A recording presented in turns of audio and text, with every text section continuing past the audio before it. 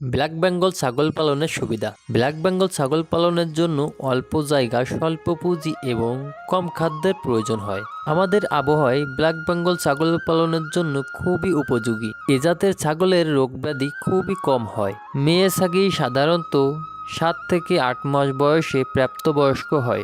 12 থেকে 14 মাস বয়সে প্রথম বাচ্চা দেয়। ব্ল্যাক বেঙ্গল ছাগল একবারে 2 থেকে 4টি, কখনো কখনো 5টি 6টি বাচ্চাও প্রসব করে থাকে।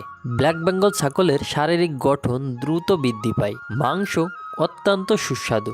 দেশে এবং বিদেশে এ জাতের ছাগলের মাংস প্রচুর চাহিদা রয়েছে। চামড়ার মান অনেক ভালো। এর চামড়ার সুখ্যাতি ও বিপুল চাহিদা রয়েছে বৈদেশেও।